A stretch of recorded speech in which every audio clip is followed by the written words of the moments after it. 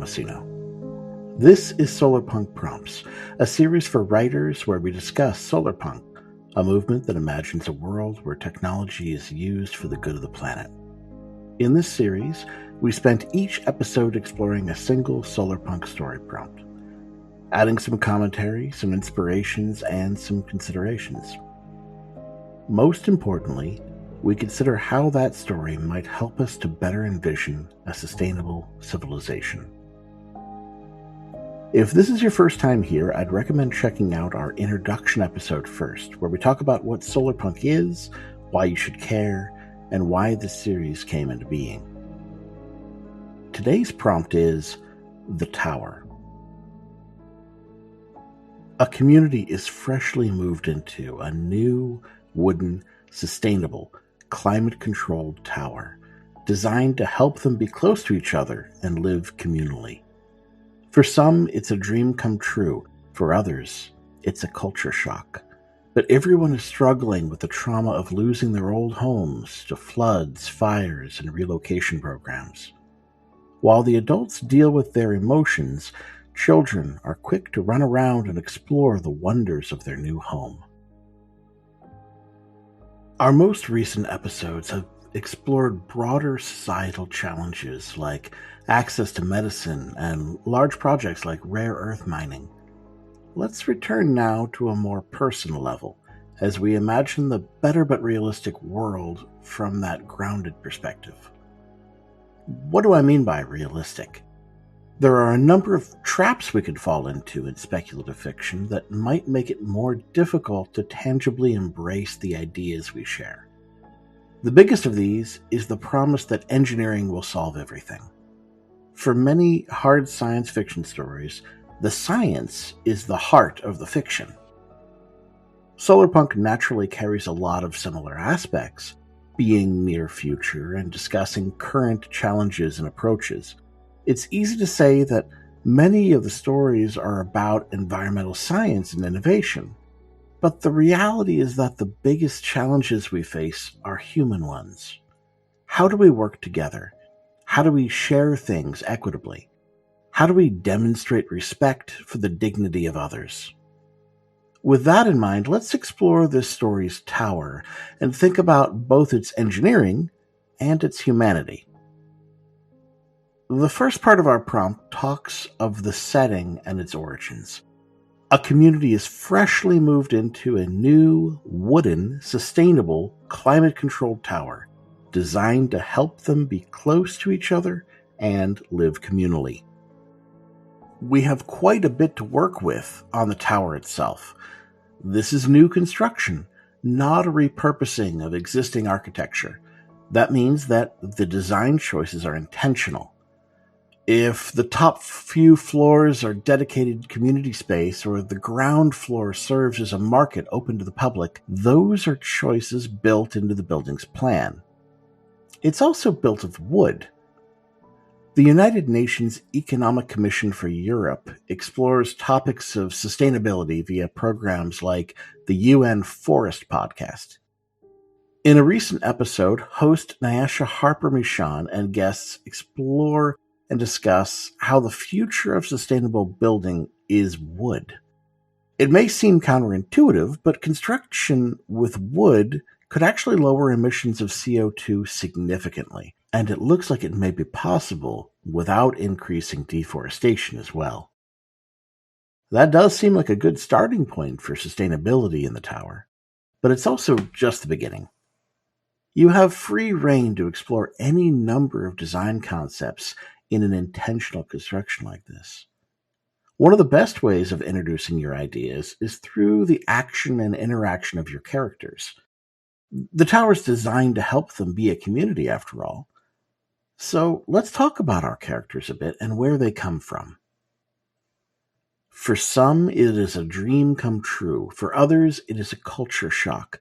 But everyone is struggling with the trauma of losing their old homes to floods, fires, and relocation programs. The residents of this tower didn't choose to come here. They're facing hardship. They've been displaced, whether by flood or fire or some other issue. Maybe it's simply too hot where they used to live. Maybe the sea level is rising. Maybe they aren't from another place at all, but were just in need of a place to live. Homeless, nursing home residents, hospice care. That's a lot of different backgrounds in this melting pot. Remember, everyone came from somewhere. This place may have been created for them, but some of them will have a hard time adjusting. Many, if not most, will pine for their old homes, their former lives. Still more will be dealing with heavy trauma. There are most certainly families, but there are also probably vulnerable individuals who need but lack a caretaker. This place is designed to bring them together. It won't allow for easy isolation. Perhaps it's via shared common utilities, laundry, library, kindergarten, even a dining hall. Maybe the operation of some of the tower's functions are jobs offered to the residents. Janitorial work, maintenance, painting, cooking, and serving food. You can explore a lot about this tower of the future, built to be safe and sustainable first, ready for communities, not just family units. This is a first of its kind, or is it? Is it a dream project of some architects or social group trying experimental living? Or is this an established kind of social housing project? Perhaps it's well known in another area, but this is the first time it's being tried here, with these people. Was it well coordinated? Or do the new residents have to learn things the hard way? Why can't I take a bath every day? What do you mean a common dining room on the third floor? I want a family dinner. The setting is designed to become a character, and its relationship to and with your residents is just as important as their relationships to one another. How will you explore all of these aspects effectively? What strategies do we have to help explore it all? The family, the neighbors, the trauma and loss, the interesting new setting, the confusing changes in culture, the variety of human experiences. If we want to focus our story on the hope for the future and not as much on the pain and loss, then taking the point of view of a child or several children could be a good option. Consider what they see in this new home, how it might differ from their parents. Their willingness to explore, to try new things, to venture beyond the boundaries, or even to cross into someone else's space, could bridge these gaps for the reader and become the backbone of a fledgling community. Imagine 5 to 8-year-old kids who have just moved in discovering how awesome the place is. A whole floor is a community center. That's so great. It could be as simple as the question of schooling. Or it could be an intergenerational connection of a child to an elderly person living alone. We can still tell these adult stories through the children's lens. Think of films like Life is Beautiful for inspiration, or TV shows like Bluey that communicate on 2 levels at once. Ultimately, I'd suggest we think of this prompt of the tower as the juxtaposition of 3 aspects. The beauty of sustainable and climate-ready engineering focused on people and communities. The trauma of losing everything and relocation and dealing with it together with the new neighbors. And the perspective of the children who may not fully understand what's happening and see conflicting emotions in adults around them. With that as a framework, we have an opportunity to share very real human stories while organically talking about how engineering and design can help with, but not solve, some of the challenges they face. Let's frame this Solarpunk visionary action in context for readers. Make it real, make it tangible, make them want to try it. It's okay to have an agenda as long as the writing is good. Is that the out of context quote that's going to get me in trouble? Oh well. So what sort of amazing climate science and sociology shenanigans can we get into? We have an awesome vehicle for communicating ideas, Where's the ideas? I'd suggest starting with a deeper look at societal infrastructure, social infrastructure in particular. That's the physical and organizational structures that support communities, like schools, parks, and community centers. It's the places that provide space and resources for people to come together, learn, connect, foster a sense of belonging. As a starting point, I recommend the book Palaces for the People by Eric Kleinenberg, especially the first chapter on libraries. There's also a later chapter directly about the tower concept, though that example failed due to funding cuts and a lack of shared facilities. While the book doesn't do as well as it could on topics like systemic racism, you can feel his passion for community structures and see the starting point of the science and field research on the topic. There's also a lot of active research happening around density and infill strategies, which is worth exploring. The trend in America recently has been a strategy called missing middle, subdividing single-family homes into multifamily homes. It's an interesting idea, which seems to be perfectly nailing the worst possible outcomes. It's increasing traffic and service need without enough population to warrant public transit or new population centers. The short version of all that research is what urban planners have been saying for years. Density is good. It's more sustainable. It takes better advantage of resources. It makes it cheaper to provide more things to more people. But it's also not automatic.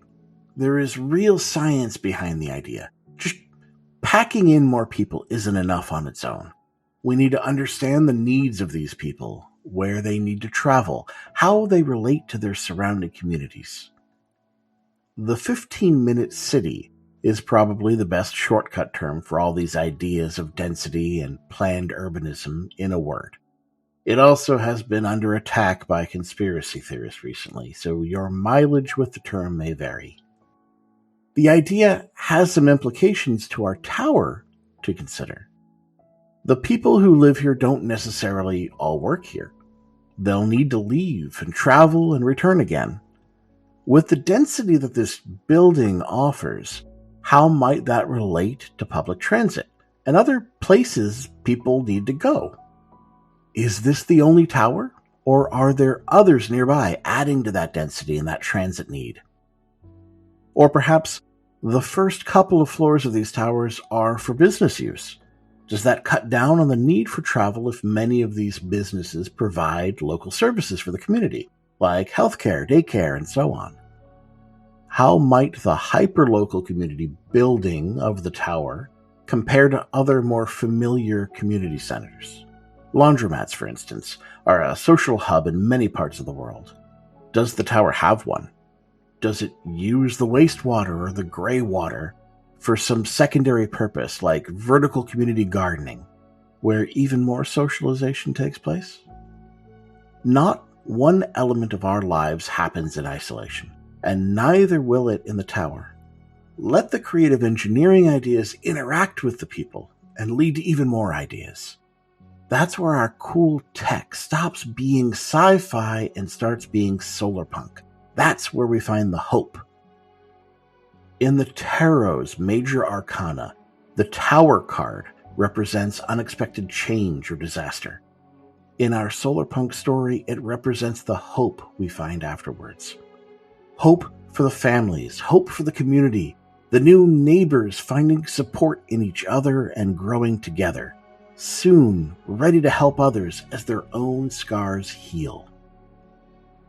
Before we go, let's quickly run through a few other considerations that may help you put your stamp on the story and make it something truly unique. Consider different climates. What would your tower look like in a different place around the world? Does it need weather sealing? Does it have open airflow, gardens? Consider the scale of your story. Is this a family tale? Does it involve several points of view? Will it extend beyond the tower itself? Social housing is often considered subpar in the West, Do the new residents have any worries or prejudice that they're working through? We're exploring urban life versus pastoral settings here. How does that change the Solarpunk aesthetic? There are opportunities for an anthology of stories. Every one of these people brought to the tower brings with them their own history, challenges, and hopes. There won't be one shared experience moving forward, but rather hundreds of threads entwining, creating this community. I truly hope that this prompt inspires you to think of amazing stories, but also about your own communities and how you can come together with the people around you to make something a little bit better. Maybe take a visit to the library and say hi. Until next time, I'm Tomasino.